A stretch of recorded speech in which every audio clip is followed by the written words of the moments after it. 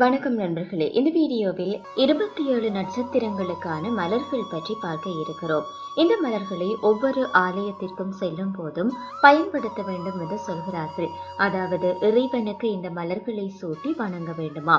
எங்களுடைய பூஜை அறையில் தவறாமல் எங்களுடைய நட்சத்திரத்துக்கான மலர்கள் இருக்க வேண்டும் என்று சொல்லப்படுகிறது.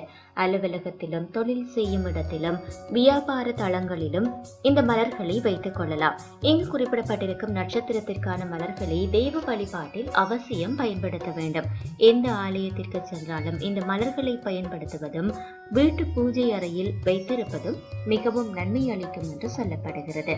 அந்த வகையில் அஸ்வினி நட்சத்திரத்திற்கு சாமந்தி பூ உகந்தது என்று சொல்லப்படுகிறது. பரணி நட்சத்திரத்திற்கு முல்லைப்பூவும், கார்த்திகை நட்சத்திரத்திற்கு செவ்வரளி, ரோகிணி நட்சத்திரத்திற்கு பாரிஜாதம் மற்றும் பவளமல்லி பூக்கள், மிருகசீரிடம் நட்சத்திரத்திற்கு ஜாதி மல்லிப்பூ, திருவாதிரை நட்சத்திரத்திற்கு வில்வப்பூ அல்லது வில்வம், புனர்பூஷ நட்சத்திரத்திற்கு மரிக்கொழுந்து, பூச நட்சத்திரத்திற்கு பன்னீர் மலர், அதே போன்ற ஆயிலிய நட்சத்திரத்திற்கு செவ்வரளி, மக நட்சத்திரத்திற்கு மல்லிகை, பூர நட்சத்திரத்திற்கு தாமரை, உத்தர நட்சத்திரத்திற்கு கதம்பப்பூ, அதே போன்று அஸ்த நட்சத்திரத்திற்கு வெண்தாமரை பூ, சித்திரை நட்சத்திரத்திற்கு மந்தாரை பூ, சுவாதி நட்சத்திரத்திற்கு மஞ்சள் அரளி, அதே போன்று விசாக நட்சத்திரத்திற்கு இருவாச்சி மலர், அனுச நட்சத்திரத்திற்கு செம்முல்லை அல்லது செந்நிற மலர்கள்.